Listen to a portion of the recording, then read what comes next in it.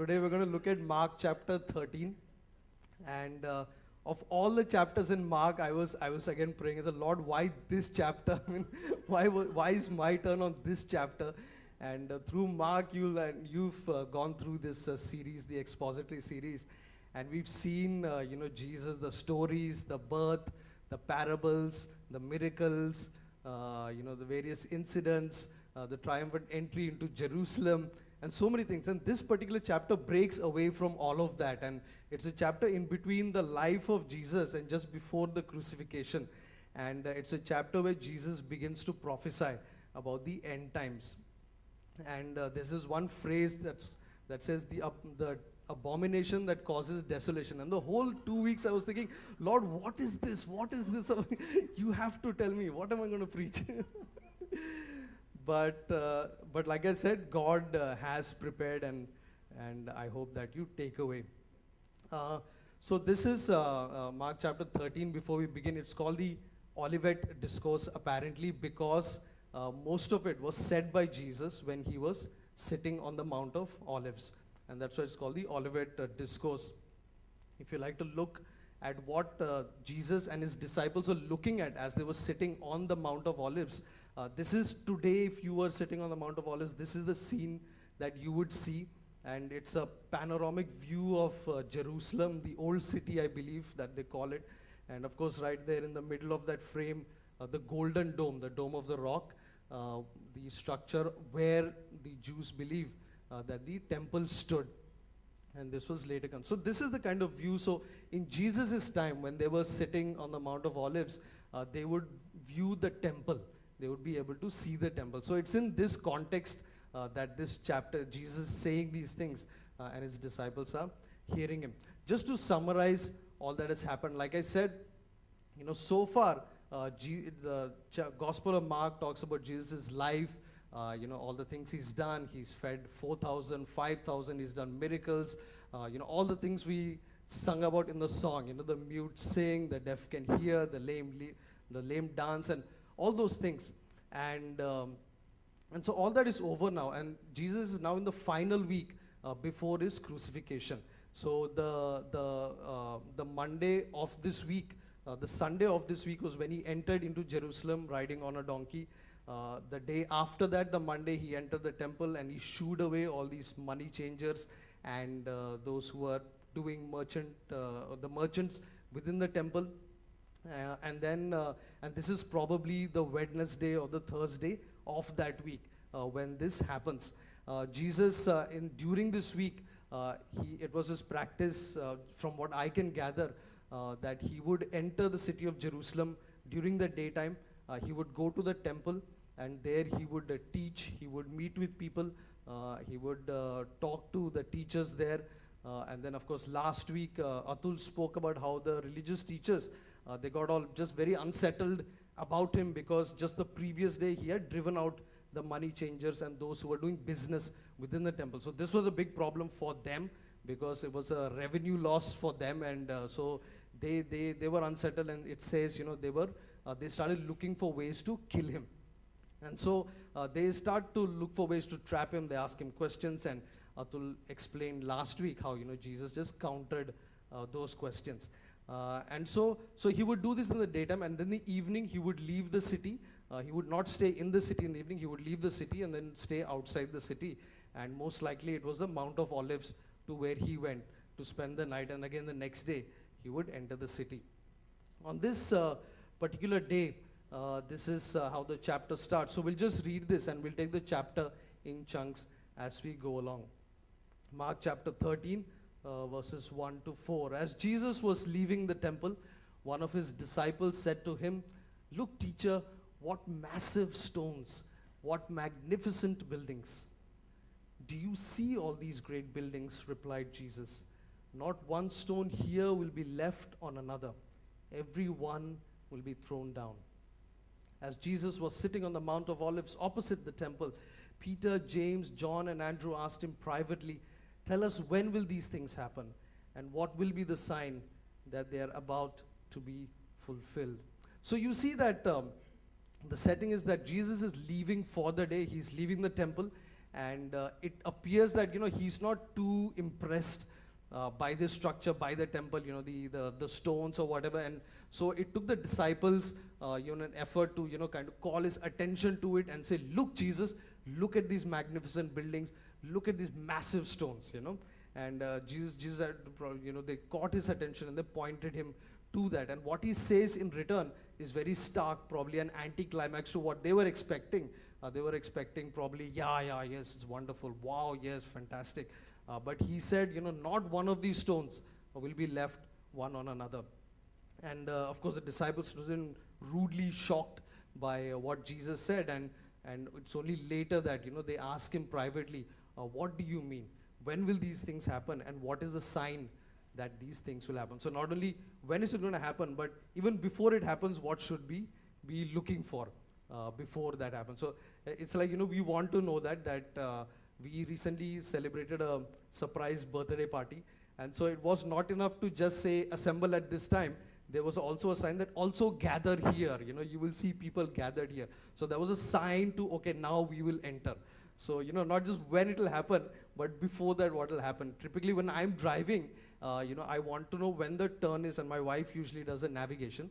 So I want to know when the turn is before I get to the turn. Usually the turn's already there and she turn right now, and I'm on the other side of the road and the turn is here. So I have to tell her, can you warn me like a kilometer in advance? Can you tell me, that there's a post office or a flyover or something will come, and then after that, the turn. So not just when it happens, but what are the signs before it happens. And so Jesus then proceeds to talk about these things. But just to go back a little bit, and because it's an expository, so we'll just spend some time understanding the context, what this temple meant, and why to the disciples it was such a big deal.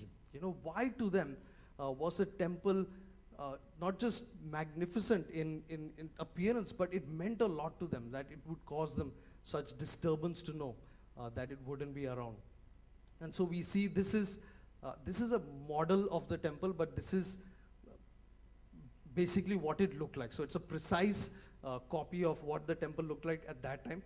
This is, of course, the temple that Herod, the king, had built. And so you see, it's difficult for you to figure out scale, but these are staircases here. So if these are staircases, the size of a man would be maybe twice the size of my pointer. If you can see my pointer, so twice the size of my pointer would be the size of a man. And so that's what a man is. And so compared to one man, so you can imagine how big this temple is. This courtyard from here to here was roughly half a kilometer on each side. So that's about, if you know Mahalakshmi Racecourse, that's how big this courtyard was. Okay, or if you don't know Mahalakshmi, Oval Maidan, what you cross when you come from Churchgate. So it's about the same length but twice the width of Oval Maidan. Okay, so that's how big this was, just to give you an idea of the scale of this building. That's how big the entire courtyard was. And then you had this, the main structure, you had this, what you call the outer court. This part was the outer court. This is still where the women were allowed. They also kept the offering boxes somewhere here. So, when people entered the temple, they had to pay two offerings. There was a free will offering and there was a temple tax that they had to pay. So they kept those boxes here and people had to drop their money in here before they could go further. And this is probably where Jesus was sitting, and you observe that widow. Remember the widow who put in her small contribution? And this is probably where Jesus saw that happening, because women weren't allowed beyond this point. Beyond that, this is the courtyard, and of course the men would go there, and there was an altar there, and that's where the sacrifice would take place. This structure here, this building here, is the holy place, and within that, the holy place where only the priests were allowed to enter, and within that, the most holy place, or the Holy of Holies, where only the high priest entered once a year. So this is the temple, and like I was saying, if you can imagine, just one man here, and then what that structure looks to one man, then it is indeed magnificent. It is indeed magnificent. We get that feeling when we go to, say, the Taj Mahal, if you've been fortunate to go there, or some of our monuments, and think, wow, I've seen this in pictures. But the first thing that strikes you about the Taj Mahal when you go is the size of it. You see it in pictures and it's all like in this much frame. But when you're there, it's just so much more big. And so it's an experience. So you can imagine, the feeling of awe that you would get as you would enter this place. Just to give you some more idea, I think the light, these lights we can Somebody? So this is what they call the Western Wall, the Wailing Wall. So this is just part of not even the temple, part of the outer courtyard that formed the structure around the temple. And so this is a part of that. And if you can see these stones, look at this stone here, and it's about the size of this man here, right? So I mean, these stones are the size of men, and they're that much big, deep as well. You know, not just in length and breadth, but that much thick as well. You know, into the wall. And I believe, I mean, it is said that, you know, when they were excavating this, the wall, that the cranes that they were using, the modern cranes weren't enough to lift these stones. So it's a marvel how they did it, managed to do it in those days. Of course, Herod had 10,000 priests work on building the temple. And it took, I think, almost 40 to 50 years to get the whole thing done. So these are the size of the stones. And so you can imagine the disciples again. You're looking at these stones that are bigger than them, and saying, what massive stones, you know. And then for Jesus to say that, you know, not one will be left on another is quite something. So this is just maybe just the physical appearance of it. If we just go back a little bit more and talk about the history, and we see that 600 years before Jesus said these words, Solomon had built the original temple, the first temple built by Solomon. That was 600 years before Jesus uttered these words as he was standing there. That temple was destroyed by Nebuchadnezzar when he conquered Judah, and he basically took the whole population and resettled them in Babylon, and he destroyed the temple. 500 years before Jesus spoke this, a guy named Zerubbabel was able to go back along with 50,000 Jewish people to Jerusalem, and they did the work of rebuilding the temple. That's called the second temple. That's called the second temple. And that was 500 years. And then we'll just come back to this, but then, sorry. And then in 200 years before Jesus had come, a Greek ruler called Antiochus Epiphanes destroys the temple once again. The second temple is destroyed.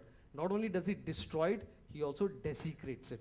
And so that led to a revolt and many other things, but he sacrificed swine on the altar of the temple, and then set up a huge statue of the Greek god Zeus within the temple. So not only just destroyed it, but he also desecrated it. That was 200 years before Jesus. 430 years before Jesus came, apparently that was the last word spoken by God through a prophet to the Israelites. So you can imagine the condition of the Israelites. They had so little that gave them joy or hope. They're being ruled by a foreign and a repressive government, the Roman government. Their own king, Herod, who claimed to be Jewish, but there's no evidence that he was, himself was taxing them so much because he was into all these building projects. They were, poor. They were, unable to just hold on to their customs, just frustrated and nothing to look forward to. God himself, who was their very identity, hadn't spoken to them in 400 years. For 400 years, God himself hadn't spoken to them. And this temple that they so loved and adored, and that was the dream of a nation really, that God allowed Solomon to build, itself hadn't existed till very recently, till Herod came 40 years before Jesus, and he rebuilt the second temple that Zerubbabel had built. And so to the Jews, they were clinging on to the temple as their only hope, as the only thing that gave them some pride and some joy. I have this friend, if any of you are from Vasai, I mean no offense, but I have this friend who was from Vasai, sorry, and so this is 2 years ago, so I don't know if Vasai has developed since then, but I mean, more than, what it was 2 years, but, so okay, the story goes, so this friend, he was a colleague, works with me in office, and he would talk about Vasai and how it was nice and green and all of that. And apparently Vasai had this supermarket called D-Mart. So D-Mart, some of us know. And so there was a D-Mart in Vasai. So it's like a supermarket. It's a store for everything. It's still there, yeah, right. But I mean, he would go on and on about D-Mart and D-Mart and, D-Mart this, you get this at D-Mart, you get shirts at D-Mart, you get detergent at D-Mart, you can buy furniture at D-Mart and everything about D-Mart. I mean, like, that was like, it was it was everything to them, you know. And we living in Borivali, Andheri town, and we have so many malls and so many shops, and for us, I mean, we don't, even if we see a D-Mart, we don't want to go to a D-Mart, you know. But for them in Vasai, D-Mart is a big thing, you know. I mean, they were like, they have these small, you know, kirana shops, and they have a D-Mart like that. Uh, so he would just go on and on and on and on about D-Mart, you know. And so you see, for the Israelites, it was like that. They had not much to be happy about, you know. The temple was built by taxing them. I mean, Herod taxed these guys terribly to get money to build the temple. Herod didn't even build it to honor God. He built it to honor himself. You know, it was all about him. He thought if he built a temple, he would earn the respect of these people who he wanted to rule and who he wanted to subject to, you know, whatever, his taxes. And so there was, I mean, nothing great. I mean, there were Pharisees, they had their hundreds of laws, and they had to change their currency into temple currency, and then, you know, buy, sacrifice at really high prices that were unfair, and then sacrifice those, and then, you know, and then again get, you know, told off by the Pharisees for doing so and so thing wrong. And so there was, I mean, it wasn't a source of joy. They weren't really, I don't know if they were being able to meet with God and really worship him at the temple. But for them, it was something.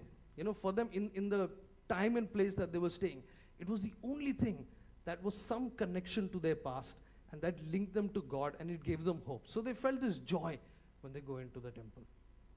Of course, Jesus knows much better. So this was the context in which the disciples were speaking, and they said, wow, you know, wow, what a magnificent structure this is. Of course, as Jesus had predicted and prophesied, 70 years after Jesus had said this, the Romans once again come into Jerusalem, destroy the city, and then level the temple as well. So that happens. We'll come to that in a bit.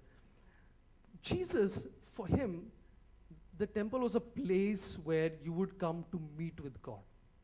And here was God walking amongst his people. And so for him, and so many times before this, in front of his disciples, he said this. He said, I am greater than the temple. You know? And he says, my house shall be called a house of prayer. My claiming to be his house, or at least his father's house.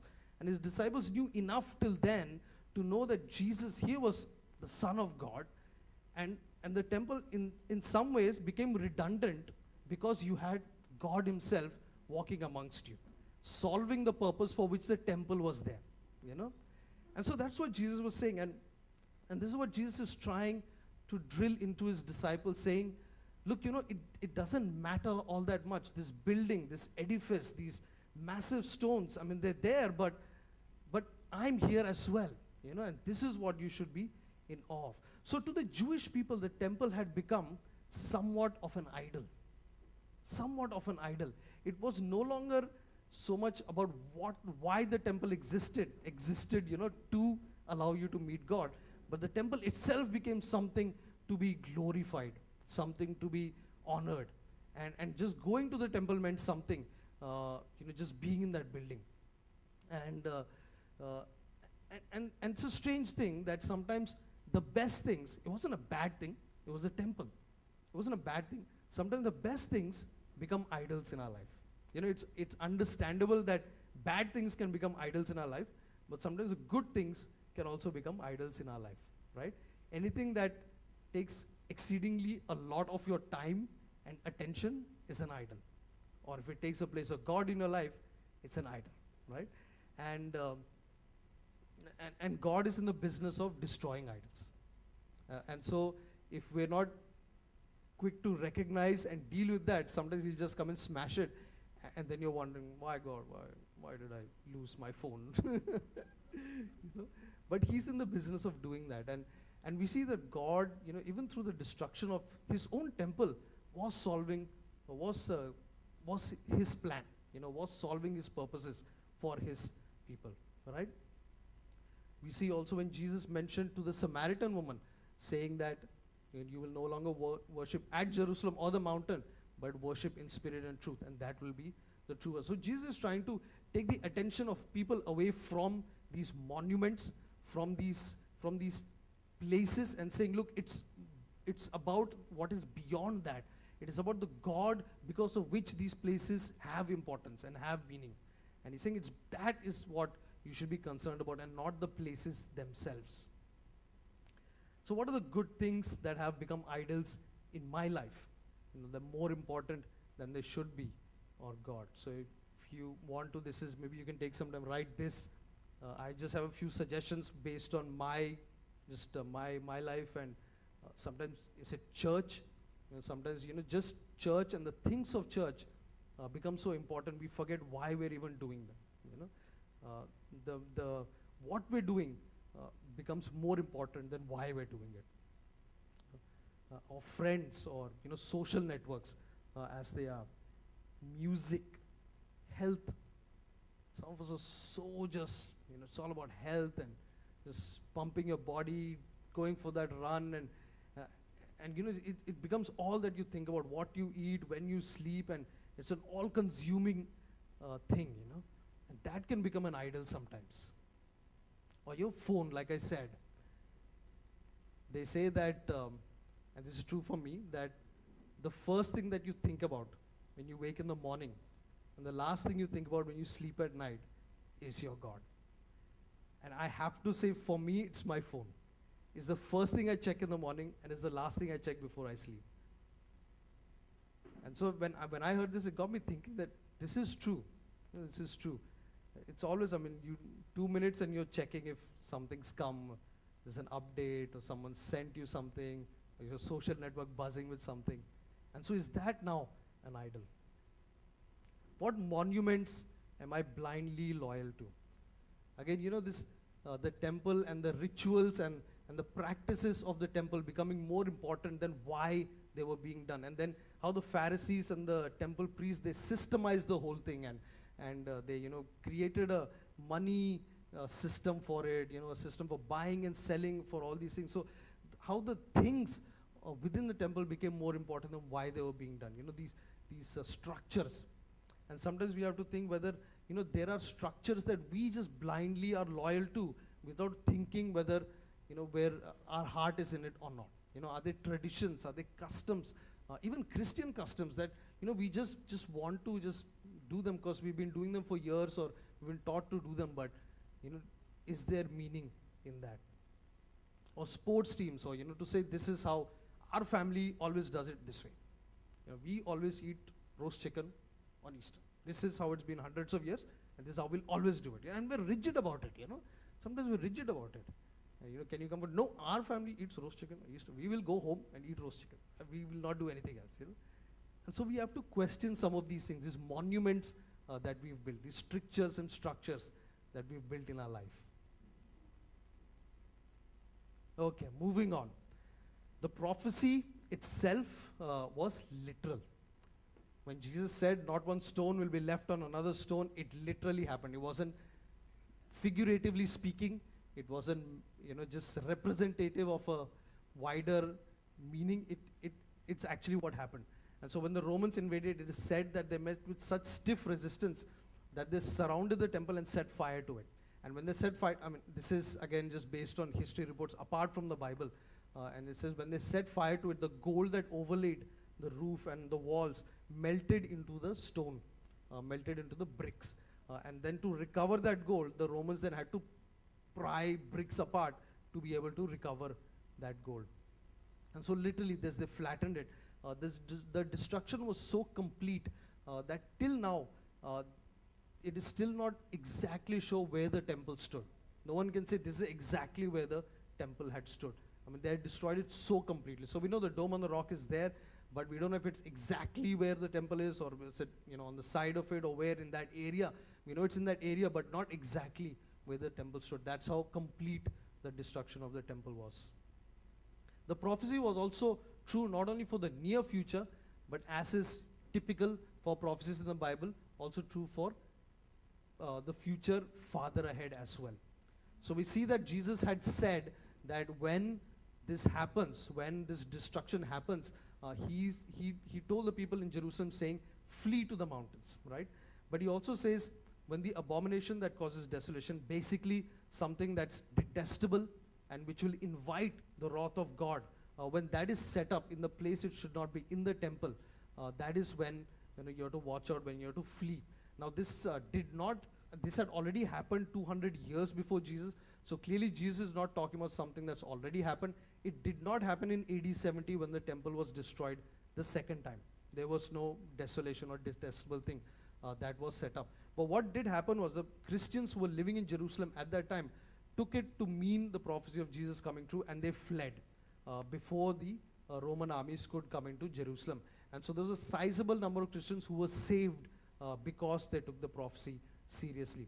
So we see that the prophecy did have bearing for an immediate future, but we scholars, commentators believe that this is a prophecy that is still to come true, that this detestable thing is yet to still be set up in the temple, meaning the temple will also have to exist when that happens, meaning that the third temple might be built at some time.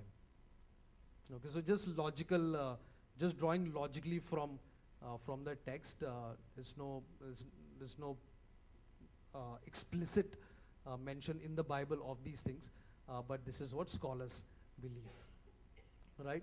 Okay, so quickly now moving. What are the other prophecies? Verses 5 to 8, and I'll just quickly read that. Verses 5 to 8 of chapter 13. Jesus said to them, "Watch out that no one deceives you. Many will come in my name, claiming I am he, and he will deceive many. When you hear of wars and rumors of wars, do not be alarmed.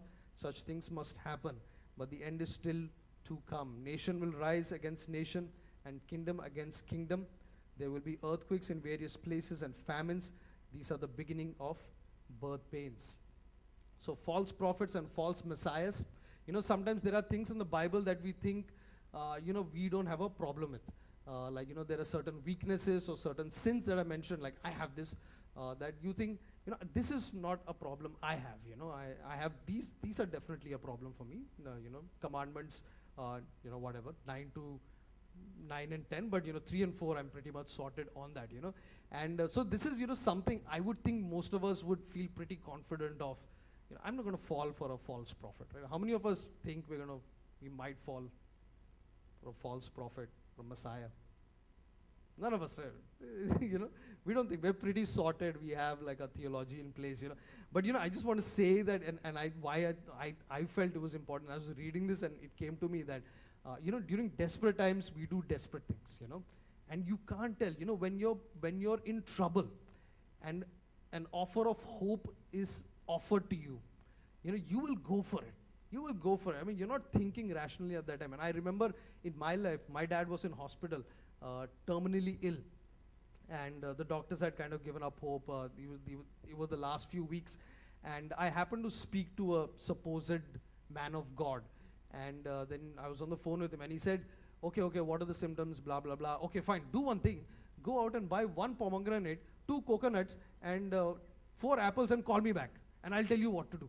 And this was May in Hyderabad. I was in Hyderabad. Like, where will I get apples in Hyderabad? Like in May, And but I was desperate because it had no logic, no rational sense, But that's what happens. And I happen to think of myself as a rational person, that I wouldn't normally do these things.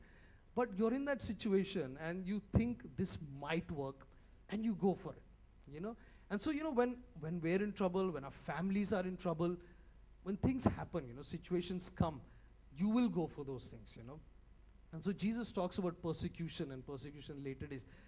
If we just happen to be in those times and those places, and and then something like this comes along, we have to remember this, that Jesus said don't fall for these false prophets and messiahs, and not assume that this is something that's not going to happen to me. I know who Jesus is, I'm not going to fall. Okay. Wars and rumors of wars, do not be alarmed, Jesus says. Such things must happen, but the end is still to come. Each of us in every generation believe we're living in the worst generation ever. All of us think of that, So we think, no, nothing previous compares to the generation I'm living in right now. And every generation thought of it that way, and every generation thinks the end is coming now. They think, okay, I'm sure people who lived through World War I thought this is the end. People who lived through World War II thought this is the end. After the bombing of Hiroshima and Nagasaki, they thought this is the end. And so what Jesus says here is interesting. He says, when you hear of wars and rumors of wars, don't be alarmed. He says, Those are signs, but it doesn't mean the end is coming. It's still to come. Okay, so these will always happen. Man inherently will go to war with other men, and that has always happened. But Jesus says, that's okay. Earthquakes and famines. Again, Jesus says earthquakes and famines. Again, not saying that the end is here. It signals the beginning of the end, beginning of new things to come. The birth bank. So what Paul also says, creation is groaning for the revealing of sons of man. And so this is what Jesus is saying. You will see these things. It doesn't mean it's happening right now. Pack your bags, run to the hills. He's saying, no, these are signs. Things are still yet to come. Moving on, verses 9 and 12. I won't read the verses. But again, he speaks of the persecution of the disciples. And again, like I said, prophecies that have a bearing short term and then long term. So not only just of the disciples, but in the long term as well of the church. Verse 11, let me just read that. It says, whenever you are arrested and brought to trial, do not worry beforehand about what to say. Just say whatever is given to you at that time, for it is not you speaking, but the Holy Spirit.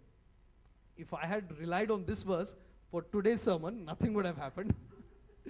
So this verse, commonly it's used as an excuse for people who don't want to study the Bible, who don't want to read, who said, no, I will just, Holy Spirit, I'll get the words, But Jesus is not saying that. He said, when you're arrested and you're brought to trial, then don't worry about what you'll say. But that does not mean we don't prepare, we don't study the Bible, we don't, arm ourselves with the Word of God. Not only just for daily resisting temptation, but even when we have to give an answer for it. When people ask. Okay, so it's not an excuse to do that, but as we prepare for anything in life, we must prepare for this as well. I was thinking about myself when, when Jesus is talking about persecution, and he says, that, brother will betray brother and father will betray child. Again, whenever I hear of something sinful, I try to introspect and I think, how close am I to, committing this sin? And I see, that the depravity of my heart is there, that I have the potential to commit a lot of sin. And then I try to, just introspect and then, just strengthen myself against that. So when I read this, and I would never think that I would betray, one of my own kind, family, for something like this. But I thought, would I? If I was being persecuted, would I? And it's easy for us, we're very fortunate to be living in a place where there isn't persecution. But we don't know what the situations are where there is persecution. So we stand with those who are in those places in prayer, knowing that, we're very fortunate to be where we are. But then again, thinking that, has the lack of persecution produced a complacency in us? And this is maybe a question you should note down. If I was going to be persecuted, what is it that I would do differently? If I left this church and, I had the threat of being arrested or, just abused or whatever because of my faith, what is it that I would change today in, how I am? And so this is a question I ask myself. Finally, this is what I call a sure shot prophecy. And Jesus says, but in those days, and this is verse 24, but in those days following that distress, the sun will be darkened and the moon will not give its light. The stars will fall from the sky and the heavenly bodies will be shaken. This is mentioned, and I was just referencing, and just from what I referenced, 6 different places in the Bible, the same thing. The same thing. Sun will be darkened, the moon will be darkened, the stars will fall, and heavenly bodies shaken. Some places it says the sky is rolled away, some places it's churning of water. And so if there's a prophecy that, you need to believe is this one. This cannot be misinterpreted to mean anything else. I don't think you can see all this happening and think, no, this could be something else. This is it. And 6 times that I've referenced, I think there might be more. And this is just trivia. I thought I'd just put it there because I have some amateur interest in astronomy. But this is an asteroid strike on Earth. And I was just thinking about this, and this is a very likely possibility. Every few years there's an asteroid that whizzes by a few million kilometers from Earth, which in astronomical terms is quite close. But it's something that's entirely possible scientifically. So, if it's that possible scientifically, then of course. But this is an asteroid striking Earth. So what happens is when it strikes it, kind of exhausts the atmosphere and then hits the landmass, and then it of course shakes. So then I'm thinking, all these signs, the earthquakes, the churning of oceans, rolling away of the sky, darkening or reddening of the sun or moon, because there'd be so much dust particles thrown into the atmosphere that the sun and moon would be darkened or reddened. And then, along with this, there'd be a lot of debris falling through the sky. And so we have these, what we call meteor showers, that are basically a lot of shooting stars. And that could be stated as the falling of stars. So I just thought I'd put it there that, one, that this prophecy is extremely prevalent in the Bible, and there's a entirely scientific way this can happen. So it's not all that improbable as well. Okay, what are the purpose of these prophecies? And we're just closing a few slides here. What it is definitely not, and there are some people who make it their business to just think about the end times, to calculate the end time, to worry about the end time, and it's not all of that. It's not for that. Instead, Jesus says, I have told you everything ahead of time. So it is to keep you informed that, look, these are the signs, this is what's going to happen. And it is to tell us to be alert. Verse 33 says, be on guard, be alert.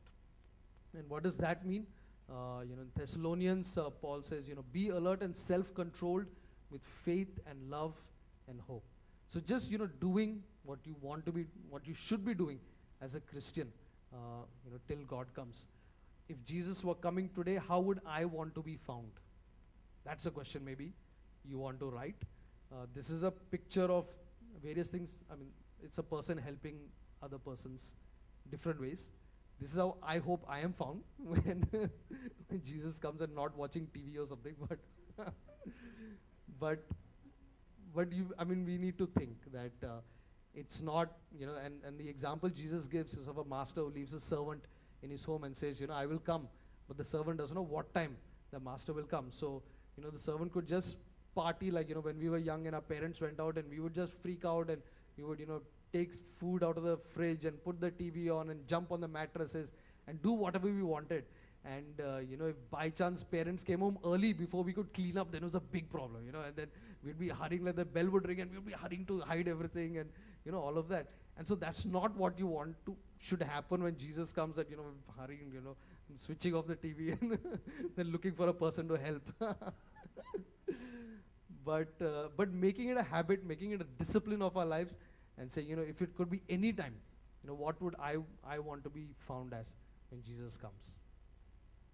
Right? Finally, Jesus ends with this. He says, heaven and earth will pass away, but my words will never pass away. And he also says, but he who stands firm to the end will be saved. So these prophecies, they show us ultimately that God is in control, that he transcends all time and the affairs of man. We live in a very small section of history. We tend to think that we're always living in a significant portion of history. We think, there's never been such great technology or, such advancement as, today. But, every generation has thought that of itself, and it's only God who's able to see over time and space. I was thinking, when the British Empire was around and they ruled India for 300 years and the world, and they said the sun never set on the British Empire. People living at that time could have never imagined a world without the British Empire, because it was so rock solid. I mean, you could never imagine this empire will fall, and where are they now? They're all back contained into that small island of theirs. Again, not, I don't want to say it that way, but I'm sorry.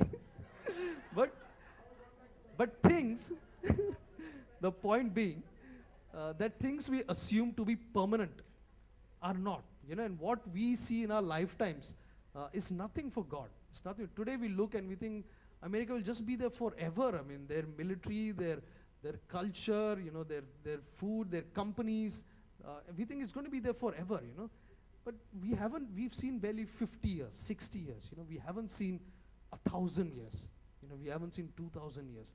The temple that was built by Solomon, in that kingdom, the Israelites never thought the kingdom could be anything else but what Solomon had made it to be. And they thought this is the temple of the living God. It's going to be here forever till he returns. And within decades, that temple was reduced to rubble. Within decades of Solomon having built it.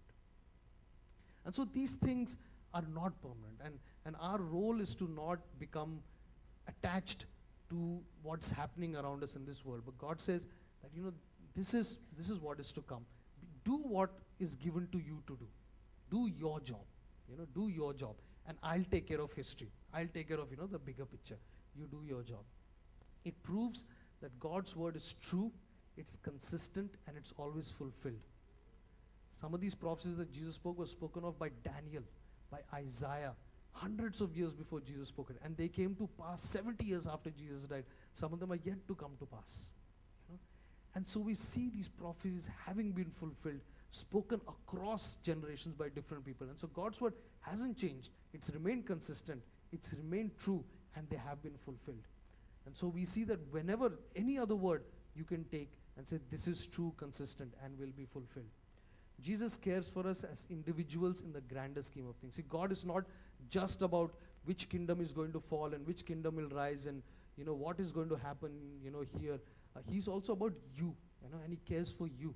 Because he's given this prophecy to his disciples and saying, you be on the alert. Even when he's talking about the destruction of Jerusalem, he's saying, it would be really bad for those mothers who are nursing children. I mean, he's at that level concerned at the individual level. So he's not just concerned where India is going to be in 50 years or where UK will be in 50. He's concerned about where you are and what your life is about. So he's concerned with the grand, but also the individual and your place in that grand plan. Ultimately, Jesus and us, we will triumph provided we stay faithful to the end. So the end is already there. God says, it's done. I am coming on the clouds and I'm coming for you. I'm going to send out my angels and they're going to collect the elect from the four corners of the earth. You're going to be a part of it. You're already going to be a part of it. You're already there. And he says, just stay faithful till the end. Thank you.